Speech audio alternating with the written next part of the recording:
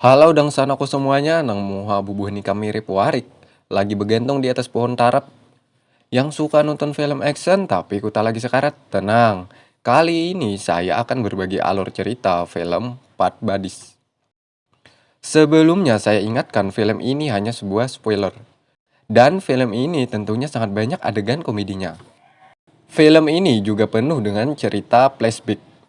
Namun kali ini saya akan bawakan dengan cara maju saja ya sanak, agar kalian para pendengar tidak kebingungan. Meskipun film ini diperciki komedi, namun kali ini saya akan membawakannya dengan serius, agar ketegangannya lebih berasa.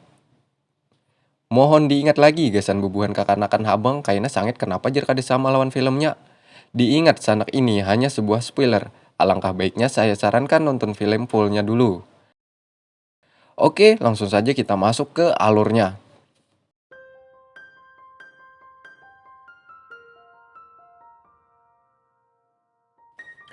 Film, kita mulai dari seorang bernama J. Dia seorang agen pemberantas kejahatan. Saat itu dia sedang mengejar para pengedar narkoboy. Saat itu para komplotan narkoboy sedang berkumpul di bandara. Kemudian agen J diserang oleh anak buah musuhnya. Namun ia mampu mengalahkan semuanya. Saat itulah bandar narkoboy ingin lari menaiki pesawat. Lalu dengan cekatan, agen J mengejarnya dengan menyuruh orang tersebut turun. Saat itulah agen J meminta ia menyerahkan diri dengan mengancamnya. Namun saat itu juga ada seorang wanita yang menembaknya. Sehingga saat itu agen J terbaring lemah tak berkutik. Dan akhirnya ia dirawat di rumah sakit, di mana saat itu para dokter mengatakan agen J bisa sembuh namun dia akan mengalami obesitas. Dan akhirnya agen J berubah menjadi pria besar, beratnya sekitar 150 kg.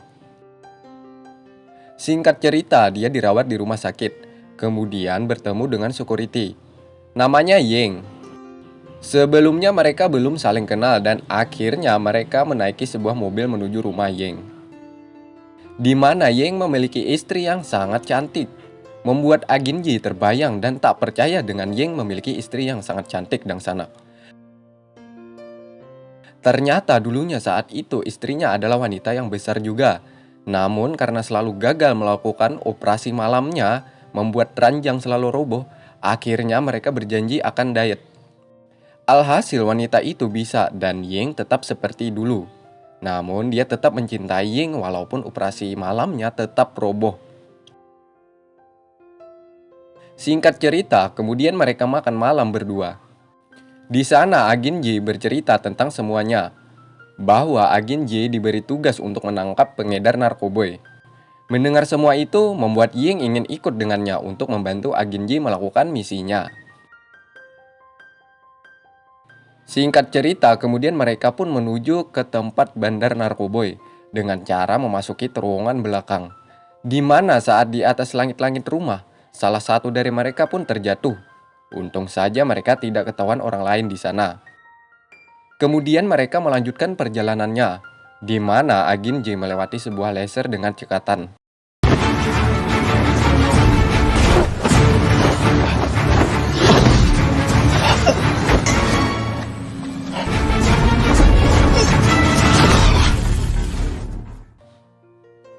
Meskipun badan besar, namun skillnya masih ada. Kemudian mereka sudah mengetahui keberadaan di mana di sana ada bandar narkoboy yang bernama Tuan Mai. Saat itu mereka berdiskusi tentang bisnis narkoboynya. Agen J dan Ying mengopeng saat itu. Lalu mereka berdua memasuki ruangan di mana ruangan tersebut dipenuhi uang dan emas, membuat Ying terpesona. Sehingga ia mengambil satu ikat uang tersebut.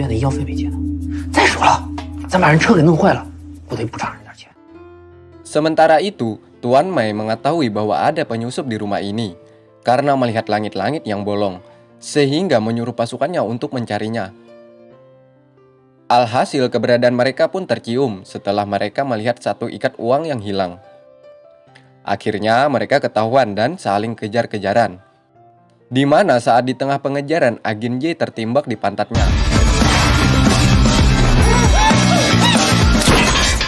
Namun karena dagingnya yang tebal, sehingga dia masih mampu untuk berlari. Dan mereka berhasil menaiki mobil, di mana saat itu juga ada pengendara yang mengejarnya. Ketika saling kejar, ada seorang ibu-ibu yang menyeberangi jalan. Lantas saja membuat Yeng ngerem. Dan boom, pengendara pun menabrak mobil tersebut. Ternyata dia adalah salah satu anak buah dari Tuan Mei. Dan kemudian dia dibawa ke tempat sepi untuk diinterogasi mengenai tempat keberadaan produksi terbesar narkoboy. Karena diancam, akhirnya orang itu membocorkan tempat yang sangat dirahasiakan itu. Singkat cerita, siang harinya mereka on the way ke tempat produksi narkoboy. Sesampai di sana, mereka melihat Tuan Mei yang sedang mengawasi anak buahnya.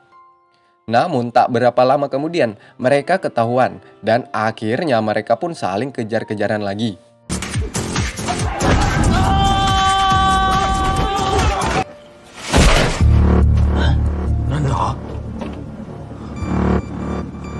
Hingga akhirnya mereka lari ke atas. Di sana mereka saling hajar lagi dang sanak.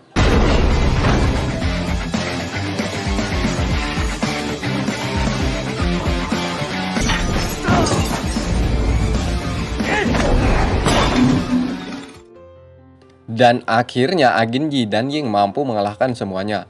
Namun saat itu juga mereka terancam dengan wanita anak buah Tuan Mei. Setelah lama berbincang, namun mereka dilepaskan oleh wanita tersebut dengan cara menendangnya satu persatu. Di akhir video nanti kalian akan tahu kenapa ia saat itu melepaskan mereka berdua. Singkat cerita, esok harinya mereka melanjutkan misinya dengan mengawasi tempat produksi narkoboy, di mana mereka melihat motor jenazah keluar dari sana. Dan mereka pun mengikutinya dengan berlari-lari kemudian menaiki sepeda.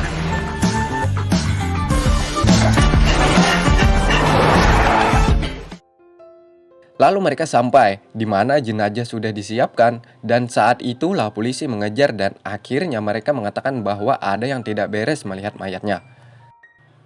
Mereka mengetahui bahwa mayat ini bukan mayat sungguhan. Dan akhirnya mereka pun menginjak tangan tersebut, membuat mayat tadi berteriak. Dan tak sengaja mendorong kerandanya dan boom, narkoboy pun berserakan. Akhirnya mereka semua ditangkap. Singkat cerita, malam harinya mereka duduk sambil bercerita tentang masa lalu masing-masing. Dan terbesit bandar besar belum tertangkap.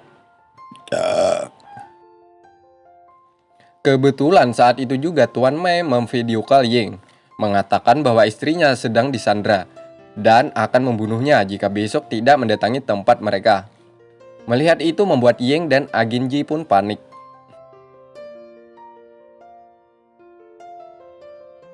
Dan akhirnya siang harinya mereka bergegas menaiki Lamborghini warna merah, keluaran dari pabrikan Myanmar.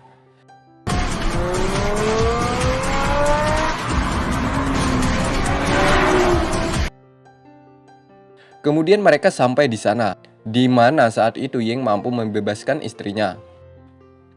Namun Agenji masih berjuang dengan gencatan senjata yang hampir saja menghujamnya. Beberapa kali mobil pabrikan Myanmar tersebut dihujani peluru. Melihat hal itu membuat Agenji meminum 2 kaleng minuman kuat. Dan ia pun maju.